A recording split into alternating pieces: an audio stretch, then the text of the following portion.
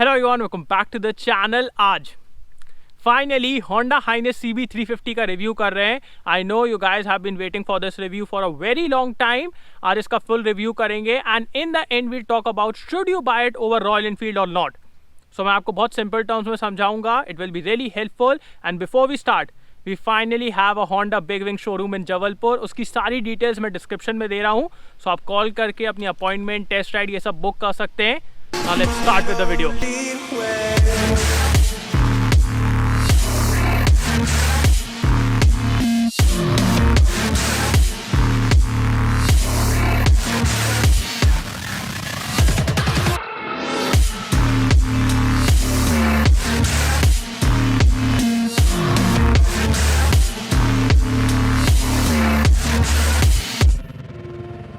So start करते हैं walk around से। सबसे पहले मैं आपको होंडा हाइनेस CB350 का प्राइस बता देता हूँ। So it starts from 1.85 lakh ex showroom for the deluxe variant, the one you are seeing right now, and for deluxe pro it's 1.9 lakh ex showroom. दोनों के बीच में मेनली 3 डिफरेंसेस हैं। फर्स्ट, इसमें आपको डुअल टोन पेंट जॉब नहीं मिलता है। Second, इसमें आपको डुअल हॉर्न नहीं मिलता है। एंड थर्ड, इसमें आपको स्मार्टफोन वॉइस कंट्रोल सिस्टम नहीं मिलता है। सो यही 3 चेंजेस हैं, बाकी सब कुछ सिमिलर है। सामने से स्टार्ट करते हैं। सो आपको फुल LED हेडलाइट मिल जाती है विच लुक्स रियली गुड। आपको ये रिंग स्टाइल इंडिकेटर्स मिल जाते हैं। We have the chrome mud guard. सामने आपको 19 इंच का व्हील मिलता है, पीछे आपको 18 इंच का व्हील मिलता है। आगे पीछे दोनों आपको डिस्क ब्रेक मिलता है। We have dual channel ABS also, तो दैट इज अमेजिंग। बाकी ब्रेकिंग परफॉर्मेंस की बात, हैंडलिंग की बात, ये सब अपन चलाते टाइम करेंगे। Coming to the instrument cluster, we also have this chrome mirror which looks really good. So यहाँ पे आपको बहुत सारी इन्फॉर्मेशन मिल जाती है। This is the speedometer, and इसको कंट्रोल करने के लिए आप यहाँ से देख सकते हैं। So we have range, trip meter, real time fuel efficiency, battery voltage. We also have a gear position indicator. So it's loaded, and यहाँ पे आपको एक चार्जिंग पॉइंट भी मिल जाता है। सो यहाँ से आप अपना फ़ोन या फिर कुछ भी चार्ज कर सकते हैं। अब डीलक्स प्रो में यहाँ पे आपको 4 बटन्स और मिलेंगी, जिससे आप इसको तो कंट्रोल कर ही सकते हैं, and you can also control the smartphone voice control system. तो यहाँ से आप और कंट्रोल कर सकते हैं। बाकी fit and finish and switch gear quality is really good, like what you expect from Honda वो आपको यहाँ पे मिलेगा। 15 लीटर्स का टैंक है, so it will give you good range. Rider and pillion both will be really comfortable. यहाँ पे आपको ग्रैब हैंडल भी मिल जाता है, like you can see the seat, it's really comfortable. Coming to the engine, so this is a 350cc air cooled fuel injected motor. It produces 21.07 PS and 30 newton metre torque, 30। तो that is best in segment जो इस गाड़ी का torque है। And exhaust note वही मैं आपको सुनाऊंगा। I know your guys are excited for that. This is our gear lever. अब इसके रियर की तरफ आएँ तो यहाँ पे भी आपको LED टेल लाइट मिल जाती है, and the rear design looks really good man. Like यहाँ पे क्रोम का यूज़ किया गया है। जितना भी क्रोम का यूज़ किया गया है ना इस गाड़ी में, it's very subtle. Like exhaust में यूज़ किया गया है, वहाँ पे किया गया है, सामने के मडगार्ड में यूज़ किया गया है। So it's very subtle and it comes in really nice. Like the design of this motorcycle reminds me of old Honda CB models, जो कि बहुत iconic है, बहुत अच्छे दिखते हैं। Like design wise Honda has done a really good job, no doubts about that. पीछे आपको डिस्क ब्रेक मिल जाता है। रियर टायर साइज की बात की जाए, so it's 130/70 R18 and it's a wide tire. We also have a center stand, and अब एक काम करते हैं, इसका एग्जॉस्ट नोट सुन लेते हैं and then we'll ride it.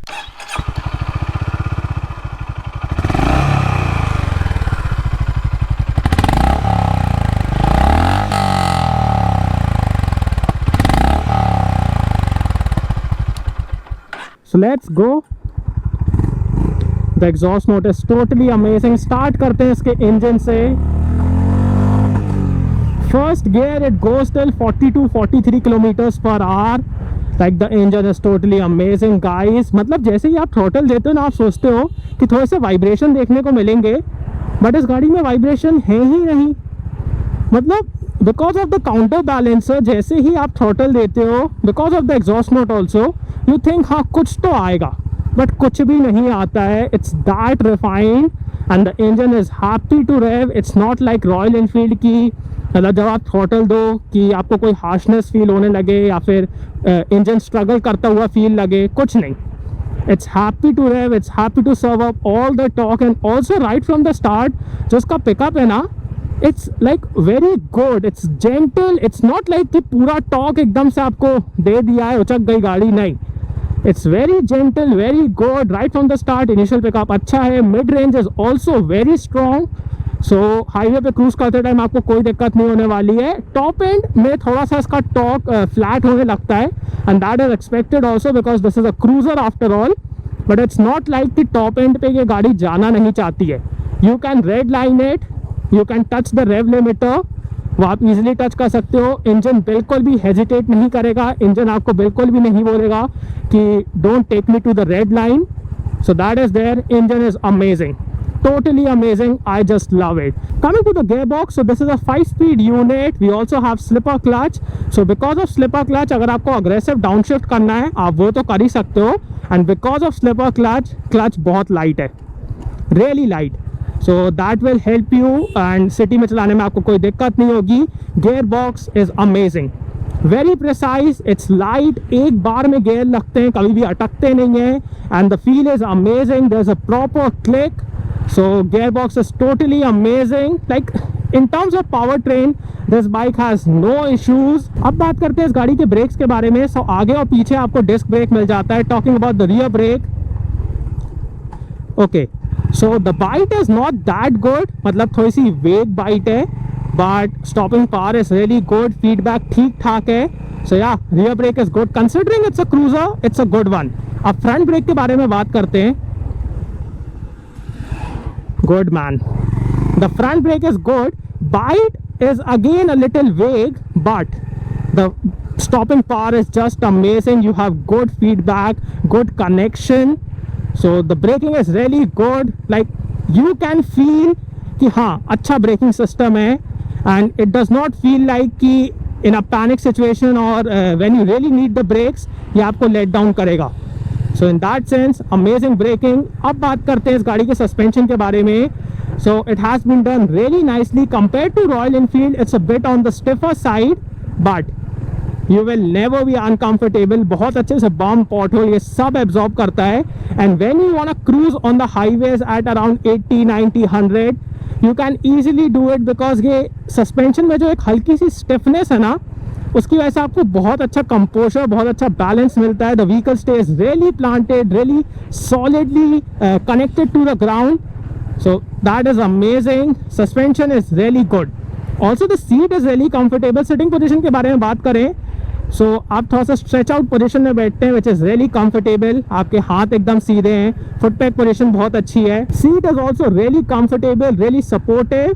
So comfort के मामले में तो यार इस गाड़ी में कोई भी दिक्कत नहीं है, एंड कंफर्ट की ही वजह से बहुत सारे लोग क्रूजर लेते भी हैं। सो that is amazing here. Switch gear and everything that you touch, Chrome की क्वालिटी, पेंट की quality, you can see the sparkles, so everything is top notch.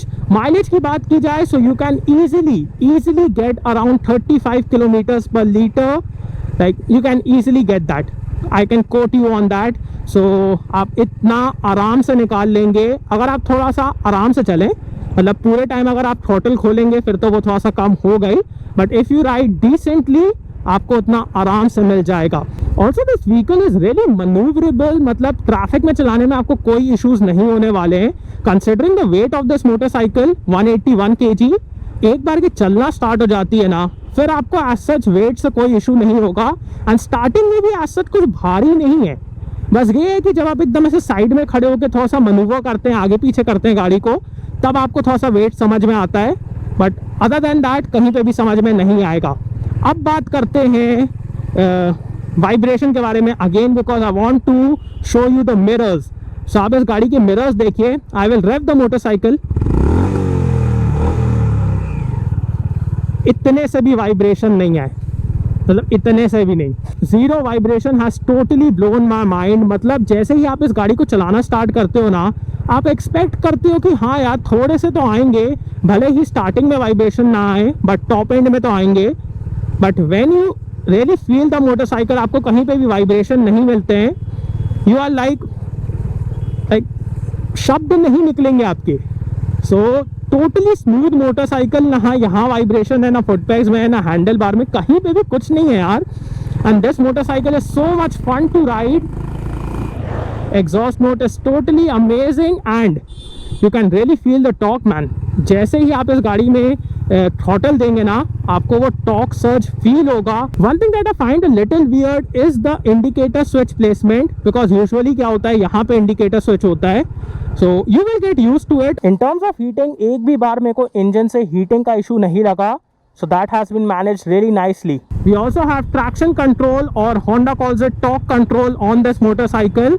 So बहुत सारे लोग सोचेंगे वो किस काम का है इस गाड़ी में, but it is of use because considering the torque of this motorcycle, बहुत सारी tricky situations में वो RPM को drop करके सब कुछ manage कर लेता है.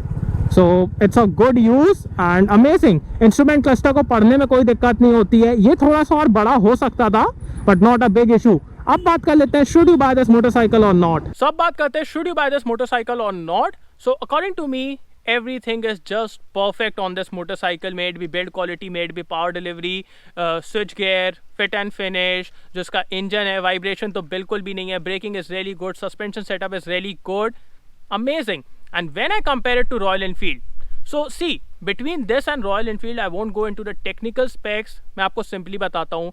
If you want peace of mind, आपको एक ऐसी मोटरसाइकिल चाहिए जिसके साथ आपको अननेसेसरली सर्विस सेंटर ना विजिट करना पड़े, जिसके साथ आपको अननेसेसरी टेक्निकल या मैकेनिकल फॉल्ट्स ना झेलनी पड़े, रस्टिंग ना झेलनी पड़े, कोई भी मतलब फिट एंड फिनिश और इश्यूज़ ना झेलने पड़े. You want piece of mind. आपको एक ऐसी मोटरसाइकिल चाहिए जिसको आप एक बार लेके अच्छे से यूज़ कर पाएँ. Then go for this. And even in terms of features, in terms of build quality and pricing also, like considering it's a Honda की गाड़ियाँ थोड़ी सी expensive side पे आती हैं, but this time Honda has killed it with the pricing. 1.85 lakh is amazing price for this motorcycle, considering it's a Honda and considering the build quality and equipment list and everything. Okay, so pricing is just amazing. Also recently the Meteor has been launched. उससे ये गाड़ी ज़्यादा power develop करती है, ज़्यादा features भी देती है, and also it's 10 kgs lighter than meteor.